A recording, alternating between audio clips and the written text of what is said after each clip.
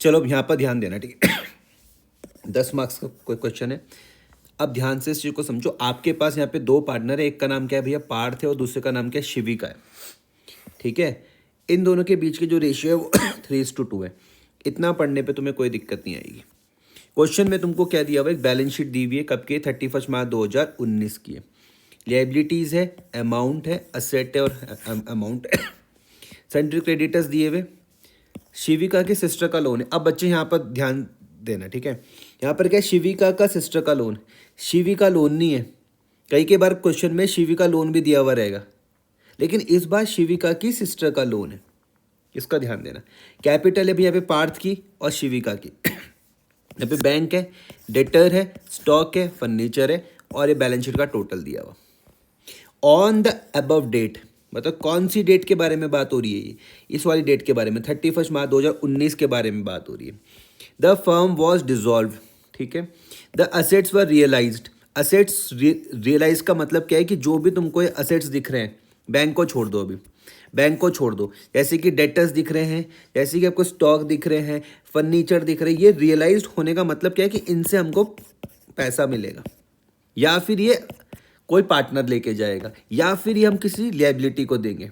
मैंने कितनी चीज़ें बताई इनके लिए, 3 बातें बोली मैंने। कितनी बातें बोली? मैंने कहा या तो मैं इनको बेच दूंगा, या तो मुझे इनसे क्या मिलेगा, पैसा मिलेगा भाई, या इनको कोई पार्टनर लेके जाएगा, या इनको लायबिलिटीज़ के साथ हम सेटलमेंट कर सकते हैं, जैसे हमने इनको क्रेडिटर्स के साथ कर लिया। तो 3 चीज़ें इनके साथ हो सकती है। आगे तो ये रियलाइज का मतलब हो गया। And the liabilities were paid of, जैसे कि सेंट्रल क्रेडिटर्स, इनका मुझको पैसा देना पड़ेगा, ये शिविका की सिस्टर को मुझको पैसा देना पड़ेगा। क्लियर हो गया? अच्छा, अब क्या क्या कहानी हम देखते हैं। बोलते हैं 50% जो फर्नीचर है was taken over by Parth at 20% less than the book value, ठीक है। जो रिमेनिंग फर्नीचर है उसको हमने बेच दिया 1,05,000 रुपये में, ठीक है। डेटर से मुझको 26,000 रुपये रियलाइज्ड हुए, ठीक है। Stock was taken over bye Shivika for 29,000, ठीक है। शिविका की सिस्टर का loan was paid off along with interest of 2,000, और जो एक्सपेंसेस थे रियलाइजेशन के वो कितने हो गए, 5,000 हो गए। अब सबसे पहले आपको अपने पढ़ लिया। सबसे पहले देखो आपको क्या बोल रहा है, आपको क्या बनाना है भाई, आपको बनाना है रियलाइजेशन, पार्टनर्स कैपिटल और बैंक अकाउंट। बैलेंस शीट नहीं है यहाँ पर, क्योंकि बिजनेस ही बंद हो रहा है, बैलेंस शीट किस बात की, नहीं आया समझ में। तो आपका सबसे पहले काम क्या है कि आप क्या बनाओगे, रियलाइजेशन, क्या बनाओगे, पार्टनर्स कैपिटल, क्या बनाओगे, बैंक। अब यहाँ पर आप क्लास को पॉज कर दोगे आराम से। सबसे पहले आप रियलाइजेशन का फॉर्मेट बनाओगे, उसके बाद आप पार्टनर्स कैपिटल का फॉर्मेट बनाओगे, उसके बाद आप बैंक का फॉर्मेट बनाओगे। कोई दिक्कत हो नहीं। अब मैं मान के चल रहा हूं कि आपने फॉर्मेट यहां तक बना लिया, ठीक है साहब। अच्छा, ध्यान से समझना, जो मेरे पास जो रियलाइजेशन है ये मेरे पास कौन सा अकाउंट है, मेरे पास नॉमिनल अकाउंट है। पार्टनर्स कैपिटल के तो तुमको रूल पर बताइए, एल प्लस का रूल में यहाँ पर लगाता था, एल माइनस का रूल में यहाँ लगाता था। बैंक मेरे पास क्या होता है, असेट्स बढ़ जाएगा तो डेबिट में और कम हो जाएगा तो क्रेडिट में। क्लियर हो गया? देखो जब ये नॉमिनल है ना, तभी इसके एंड में या तो प्रॉफिट आएगा या फिर लॉस आएगा। इतनी बात समझ में आ रही? तो मैं मान के चल रहा हूँ कि भैया आपने फॉर्मेट बना लिया, कोई दिक्कत तो नहीं। अब करने का तरीका डिटेल में इसमें बाद में समझाऊंगा कि कोई चीज़ क्यों हो रही है। अभी सिर्फ करने का तरीका कि मैं एग्जाम में कैसे करूंगा। यहाँ से उठाना स्टार्ट करो, यहाँ से। सबसे पहले क्या लिखा हुआ है आपको दिख रहा है, सेंट्री क्रेडिटर्स दिख रहा है। कुछ नहीं करना, उठा के सीधा रियलाइजेशन में लिख देना है सेंट्री क्रेडिटर, बस। क्यों कर रहे, क्या कर रहे, अभी उससे मुझे कोई मतलब नहीं है। समझ में आया? अभी मैं इसकी रीजनिंग नहीं समझा रहा हूँ, सिर्फ मैं समझा रहा हूँ कि मुझे एग्जाम में किस तरीके से करना है। मैंने क्या करना, यहाँ से सेंट्री क्रेडिटर्स उठाया और इसको मैंने यहाँ पर रियलाइजेशन के क्रेडिट साइड पर लिख दिया। क्लियर हो गया? उसके बाद मैंने यहाँ पे शिविका का सिस्टर का लोन उठाया और मैंने यहाँ पर इसको रियलाइजेशन में लिख दिया। कोई दिक्कत तो नहीं। आप सुनना भाई, अगर यहाँ पर मान लो शिविका का लोन होता, यहीं पर समझा रहा हूं तुम्हें एक पॉइंट, अगर यहाँ पे शिविका का लोन होता तो तुम्हारा दिमाग काम करता है, शिविका तो पार्टनर है, शिविका तो कौन है, पार्टनर है। अगर शिविका का लोन होता तो उसको मैं यहाँ पे अलग से बनाता, रियलाइजेशन के बाद शिविका का लोन अलग से बनता। नहीं आया समझ में? समझ में आया? अगर शिविका का लोन होता, शिविका का लोन होता तो मैं शिविका लोन अलग बनाता। समझ में आ गई बात या नहीं आ रही? ठीक है, लेकिन अभी शिविका की सिस्टर का लोन है, इसलिए देखो मैंने इसको क्रेडिटर्स के साथ लिख दिया। पहले इतना मुझको बताओ, क्या इन दोनों में कोई दिक्कत है? फिर कैपिटल, ये दोनों कैपिटल, ये तुमको पता है भैया पार्टनर्स कैपिटल में चल जाएंगी बाय बैलेंस ब्रॉट डाउन। इसमें कोई दिक्कत है? तो तुम देखोगे कि कहीं ना कहीं मैंने सब लिख दिया। मैंने क्रेडिटर्स भी लिख दिए, मैंने शिविका के सिस्टर का लोन भी लिख दिया, मैंने कैपिटल भी लिख दिया पार्थ की और शिविका की दोनों। अब आता है बैंक। बैंक क्या होता है? असेट। बैंक क्या होता है? असेट। बैंक क्या होता है? असेट। तो ये देखो, ये तुमने यहाँ पे बैंक बनाया था। बैंक का ओपनिंग बैलेंस लिखने का तरीका क्या है? टू बैलेंस ब्रॉट डाउन, जिसमें तुम गलती करते हो। असेट का ओपनिंग बैलेंस लिखने का तरीका क्या है? To balance brought down. To balance brought down. देखो, टू बैलेंस ब्रॉट डाउन। ये क्या बता रहा है कि अभी मेरे पास बैंक में 172,000 रुपीज़ हैं। क्लियर हो गई बात या नहीं हो रही है? उसके बाद आगे बढ़ते हैं। फिर डेटर्स दिख रहा है, ये डेटर्स दिख रहा है, ये स्टॉक दिख रहा है, ये फर्नीचर दिख रहा है। तीनों को उठा के मैंने रियलाइजेशन के यहाँ लिख दिया। देखो, ये लिख दिया डेटर्स, ये लिख दिया स्टॉक, ये लिख दिया फर्नीचर। तो तुम्हारा दिमाग काम करेगा कि भाई इसने बैंक को बैंक में लिखा। तुम बोलोगे कि भाई इसने बैंक को कहाँ पर लिखा है? बैंक में। ये टू बैलेंस ब्रॉट डाउन, और बोल भी रहे कि ओपनिंग बैलेंस है। और बाकी जितने भी थे असेट्स, जैसे कि डेटर, जैसे कि स्टॉक, जैसे कि फर्नीचर, इसने उठा के रियलाइजेशन के डेबिट में लिख दिया। तो तुम कहीं ना कहीं देखो, क्या मैंने पूरी बैलेंस शीट को कहीं ना कहीं लिख दिया? क्या मैंने पूरी बैलेंस शीट को कहीं ना कहीं लिख दिया? बिल्कुल लिख दिया। पक्का? आगे बढ़ते हैं। ऑन द अबव डेट, कौन सी डेट? 31 मार्च 2019 वाली। कौन सी डेट? 31 मार्च 2019 वाली। बोलते हैं फर्म हमारे पर डिसॉल्व हो गई। तो डिसॉल्यूशन के टाइम पे क्या मैं बैलेंस शीट बनाता हूं? आंसर है नहीं बनाता। क्लियर हो रही बात? अब the assets were realised and the liabilities were paid off as follows. पहला, 50% of furniture was taken over by Parth at 20% less than the book value. अब आप कैलकुलेटर में कैलकुलेशन करोगे कि 50% ऑफ फर्नीचर कितने का था? 2,20,000। 220 का था या नहीं था? आपने कहा कि भैया ये जो फर्नीचर था, आपने कहा कि भाई जो ये फर्नीचर है कितने का है? फर्नीचर 2,20,000 रुपये का। इसका 50% मतलब 1/2, मतलब 1,10,000 रुपये। इतनी में समझा पाया बात या नहीं समझा पाया? फर्नीचर कितने का था? 220 का। उसके हाफ के बारे में ही तो बात हो रही है। देखो, 50% ऑफ फर्नीचर कौन लेके गया? पार्थ लेके गया। 20% less than the book value, तो 20% में इससे कम कर दूंगा, माइनस 20%। तो 1,10,000 रुपये का, 1,10,000 का 20% कितना आ रहा? 22,000 आ रहा। कितना आ रहा? 22,000 आ रहा। तो कितने में लेके गया वो? 1,10,000 माइनस 22,000 कितने में लेके गया? 88,000 में। अब थोड़ा सा पॉज होना, मेरी बातों को ध्यान से सुनना। हमारे पास से कितने का फर्नीचर गया? 1,10 का। कितने में गया? 88,000 का। तो तुम्हें अभी ध्यान आएगा कि इसने अभी ये चीज़ समझाई थी कि असेट्स के साथ 3 चीज़ें हो सकती हैं। इसने अभी मैंने तुमको ये चीज़ समझाई, तुम बोलोगे इसने अभी समझाया, या तो हमें इस असेट्स को हम बेच देंगे, या इन असेट्स को कोई पार्टनर्स लेके चल जाएगा, या इन असेट्स को हम लायबिलिटी के साथ सेट ऑफ कर देंगे। तो उसमें से एक बात कौन सी हो रही है कि इसको पार्टनर्स लेके जा रहा 20% बुक वैल्यू पर। अब थोड़ा दिमाग का इस्तेमाल करना है। तुम्हें किसके पॉइंट ऑफ व्यू से समझना है? सुंदर प्यारी फर्म के पॉइंट ऑफ व्यू से समझना है। सोचो जरा ध्यान से। तुम्हें फर्म के पॉइंट ऑफ व्यू से समझना है। ये सामने कौन है? मान लो पार्टनर है। फर्म ने, ध्यान से समझना, या इससे पहले मान लो ये तुम हो, ये तुम हो और ये तुम्हारा दोस्त है। अब ध्यान से समझो, ध्यान से। तुमने तुम्हारे दोस्त के 1,000 रुपये देने हैं।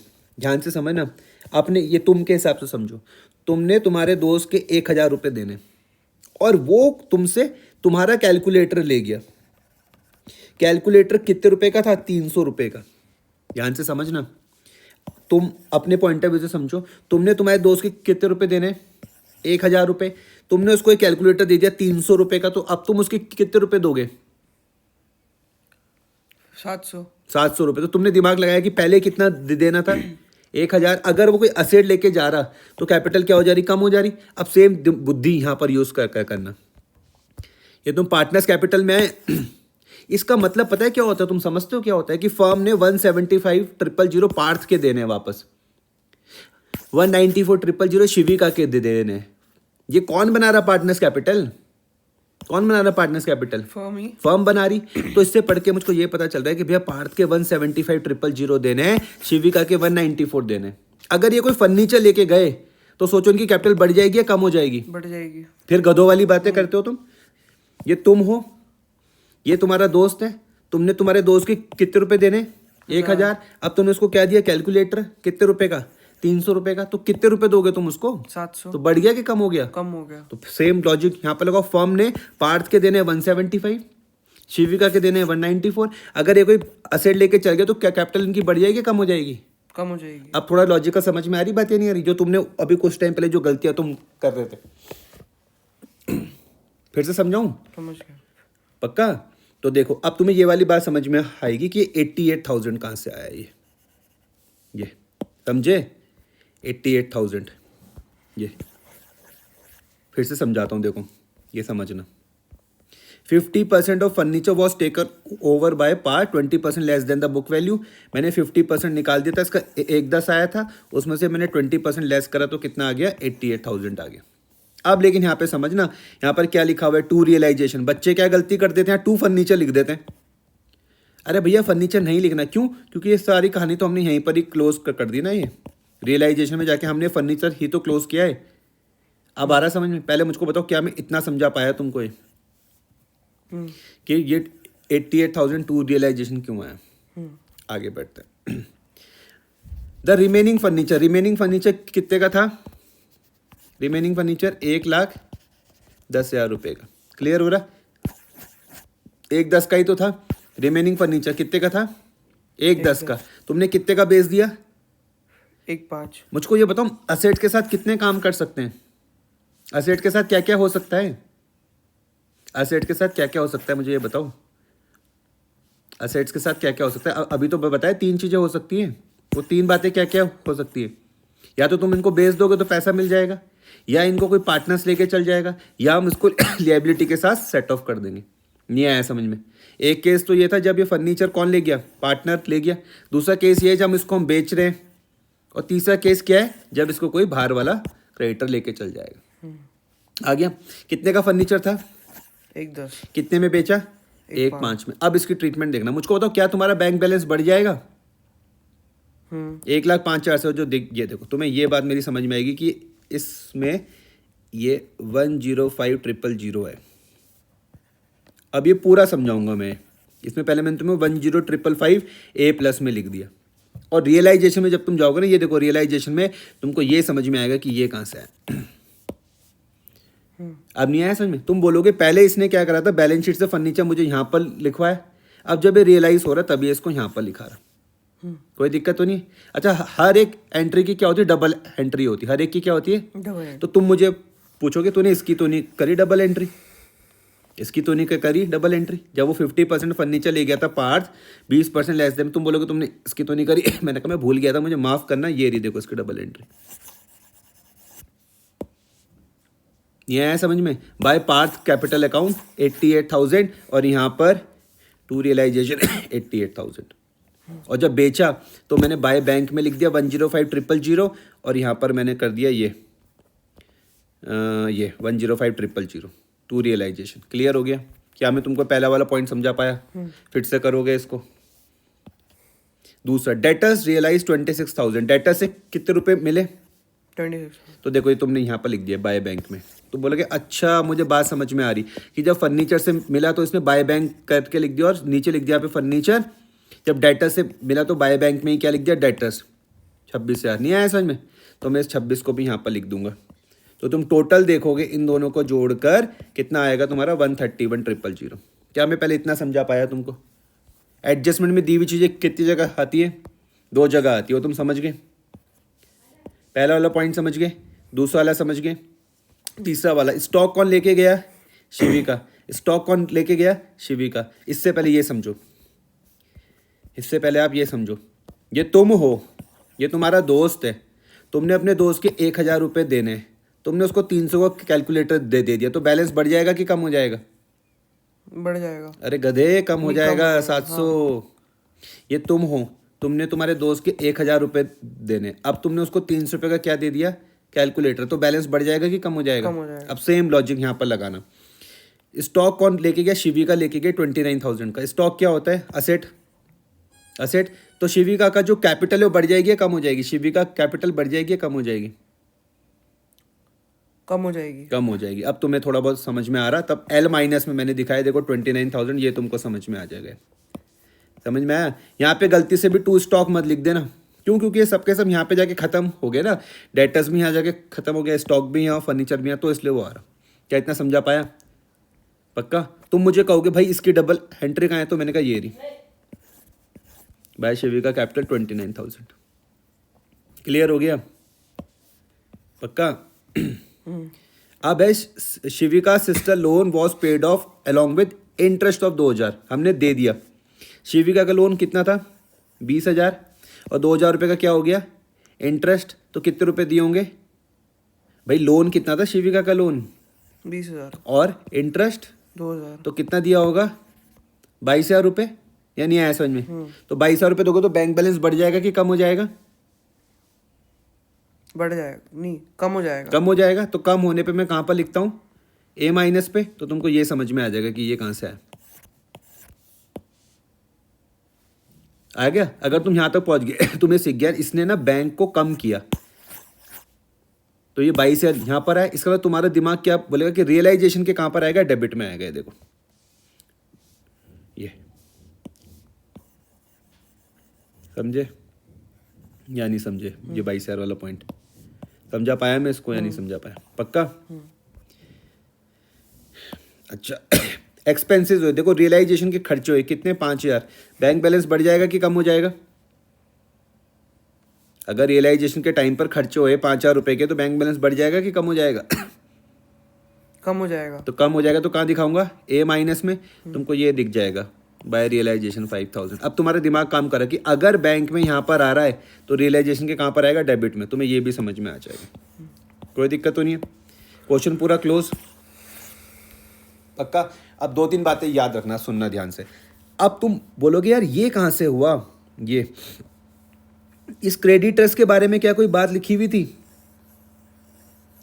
क्या इस क्रेडिटर्स के बारे में कोई बात कही गई थी? बताओ मुझको। नो। तो ध्यान से समझना, एक बात तुम याद रखना, अगर किसी लायबिलिटी के बारे में कुछ ना बोला हो, अगर किसी लायबिलिटी के बारे में कुछ ना बोला तो भी हम उसको जबरदस्ती पैसा देंगे। अजम्पशन है, मान के चलना है। अगर किसी लायबिलिटी के बारे में कुछ ना बोला हो तो भी मैं उसको जबरदस्ती पैसा दूंगा। समझ में आई बात या नहीं आ रही? ये वाली बात पक्का? तो ये देखो, अगर मैं पैसा दूंगा तो बैंक बैलेंस बढ़ जाएगा कि कम हो जाएगा? मैं फिर से समझाऊं। तुमने ये पॉइंट पढ़े, पहला, दूसरा, तीसरा, चौथा, पांचवा, तो तुम्हें लगा कि मेरा क्वेश्चन हो गया कंप्लीट। लेकिन एक चीज ध्यान रखना, इस क्रेडिटर के बारे में कुछ नहीं लिखा हुआ था। तुम अगर इन पॉइंट को पढ़ के देखोगे तो इस क्रेडिटर्स के बारे में कुछ नहीं लिखा हुआ। तो मैंने तुमको समझाया कि अगर किसी लायबिलिटी के बारे में कुछ ना लिखा हो, अगर किसी लायबिलिटी के बारे में कुछ ना लिखा हो तो भी मुझे इसको पे ऑफ करना है।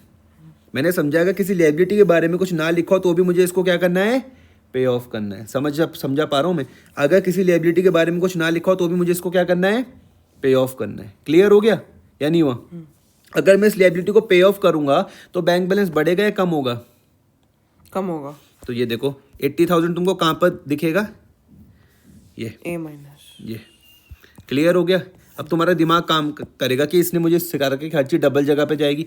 अगर ये मैंने रियलाइजेशन के कहाँ पर लिख दिया है, देखो सॉरी, अगर ये मैंने बैंक बैलेंस यहाँ से कम कर दिया क्रेडिट में, तो मुझे रियलाइजेशन में कहाँ लिखना पड़ेगा? डेबिट में। तो तुमको ये समझ में आएगा ये कहाँ से आया। ये आया समझ में? अब सुनना, एक अजम्पशन याद हो गया कि अगर लायबिलिटी के बारे में कुछ ना बोला हो तो मैं क्या करूँगा? तो भी मैं उसको ज़बरदस्ती पे करूँगा। अब असेट्स के बारे में समझना। किसके बारे में? असेट्स 2 तरीके के हो सकते हैं। असेट्स 2 तरीके के हो सकते हैं, या तो होगा टेंजेबल या फिर क्या होगा? इंटेंजेबल। असेट्स या तो क्या होगा? टेंजेबल या फिर क्या होगा? इंटेंजेबल। मुझे लगता है तुम्हें इन दोनों में डिफरेंस तो पता है। पता भी है क्या टेंजेबल होता है और क्या इंटेंजिबल होता है? जिसको तुम देख सकते हो, छू सकते हो, टेंजिबल। जिसको तुम छू नहीं सकते हो, इंटेंजिबल। अब इन दोनों के बारे में अजम्पशन समझो। अगर मान लेते यहाँ पर, मान लो सपोज करते हैं एग्जाम्पल लिखा होता, मान लो फर्नीचर है 1 लाख रुपए का। कहाँ पर? बैलेंस शीट में फर्नीचर दिया हुआ 1 लाख रुपए का। कितने रुपए का? 1 लाख। और इसके बारे में क्वेश्चन में कुछ नहीं लिखा हुआ, और इसके बारे में क्वेश्चन में कुछ नहीं। तो मैं क्या मानूंगा कि यहां से मुझको फुल पैसा मिला है, फुल पैसा रियलाइज्ड। फिर से समझा रहा हूं, बैलेंस शीट में दिया हुआ था फर्नीचर मान लो 1 लाख रुपए का फर्नीचर दिया हुआ था, एडजस्टमेंट में इसके बारे में कुछ नहीं लिखा हुआ, तो मैं क्या मानूंगा, मुझे इससे फुल पैसा रियलाइज्ड हुआ। फुल पैसा मतलब मुझे इससे 1 लाख रुपए मिल गया। फिर से समझाऊं, समझ गया। अगर मानते इनटेंजिबल है, जैसे कि सपोज करते बैलेंस शीट में क्या दी हुई, गुडविल, मान लो 5 लाख रुपए की, कितने रुपए की, 5 लाख रुपए की, और इसके बारे में क्वेश्चन में कुछ नहीं लिखा हुआ, तो मैं इसको मानूंगा कि मुझको कितना रियलाइजेशन हुआ, 0। ये अजम्पशन याद रहेंगे। 3 बातें बताई। पहली बातें मैंने किसके लिए बताई, अगर किसी लायबिलिटी के बारे में कुछ ना भी बोला हो तो भी इसको जबरदस्ती पैसा दो, तो भी इसको जबरदस्ती क्या दो, पैसा दो। अगर यहाँ पर इसके बारे में कुछ ना भी लिखा हो तो भी अगर कोई लायबिलिटी है तो उसको पैसा दो भाई। असेट्स के केस में ध्यान रखना है, अगर टेंजिबल हुआ, जैसे कि मानता हूँ मैंने कहा मान लो बैलेंस शीट में दिया हो फर्नीचर, लेकिन इसके बारे में कुछ नहीं लिखा हो, तो मैं बोलूँगा मुझे पूरा पैसा रियलाइज्ड हो गया, फुल पैसा रियलाइज्ड। लेकिन अगर इंटेंजिबल है, जैसे कि गुडविल, और इसके बारे में कुछ ना लिखा हो, तो मैं बोलूँगा 0 रियलाइजेशन, यहाँ से कुछ भी मुझको पैसा नहीं मिला। समझ में आई बात या नहीं आ रही है, कुछ आ रहा है दिमाग में? अब मेरे हिसाब से तुमने पूरा कर लिया, अब तुम क्लोज कर दोगे। रियलाइजेशन कौन सा खाता है, नॉमिनल, जो बड़ा उसको दोनों तरफ लिख दोगे, यहाँ पर भी लिख दोगे और यहाँ पर भी लिख दोगे, जो बड़ी साइड है उसको दोनों तरफ। नहीं आया समझ में? अब ये देखो n माइनस वाली साइड तुम्हारी बड़ी है, तो इसलिए ये तुम्हारा क्या आ रहा, लॉस आ रहा है। ये क्या आ रहा तुम्हारा, लॉस आ रहा। कोई दिक्कत तो नहीं है, लॉस। इसको तुम पार्टनर्स के बीच में बांट दोगे उनके प्रॉफिट शेयरिंग रेशियो में, ये तुम्हारा यहाँ चल जाएगा पार्टनर्स कैपिटल में। देखो बाय रियलाइजेशन लॉस, कोई दिक्कत तो नहीं। इसको भी क्लोज कर दोगे, जो साइड बड़ी उसको दोनों तरफ लिख के, और जो डिफरेंस था ये तुमने इसको दे दिया, टू बैंक फाइनल पेमेंट कर दी। ये तुमने पार्टनर्स कैपिटल को क्या कर दी, फाइनल पेमेंट कर दी। अब तुम मुझसे पूछोगे कि भाई अगर बाई चांस ये वाली साइड बड़ी आ जाती तो ये पैसा फिर लेकर आता। एग्जाम समझ रहे हो? अभी तो ये वाली साइड है ना पार्ट की, ये वाली साइड है बड़ी, तो इसलिए बैलेंस यहाँ पर आ रहा। लेकिन मानो ये वाली साइड बड़ी हो जाती तब तो बैलेंस यहाँ पर आता, तब मैं उसको यहाँ पर बैंक लिखता, तब मैं पैसा लेकर आता। इसको बहुत 2-3 बार देखोगे ना तुम्हें बहुत अच्छा मतलब आ जाएगा, समझ में आ गया। तो तुमने कहा ये तो पेमेंट देने की बात हो रही है, पेमेंट देने की बात हो रही है, मतलब काय का रूल लगेगा, बैंक बैलेंस बढ़ जाएगा कम हो जाएगा, बढ़ जाएगा। अरे गधे कम हो जाएगा। जब तुम फाइनल पेमेंट दोगे पार्टनर्स को तो कम नहीं हो जाएगा, तो तुम A माइनस में दिखाओगे, तुम्हें ये समझ में आ जाएगा अच्छा ये यहाँ से है, अच्छा ये यहाँ से है। और अगर तुम्हारा ये बैंक मिल गया तो तुम्हें खुशी का अनुभव होगा, तब तुम्हें समझ में आएगा कि मेरा कुछ काम हुआ है। ठीक है सर, बैंक अकाउंट मैच होना चाहिए, बैंक अकाउंट मैच होना चाहिए। कर पाओगे, करो फिर।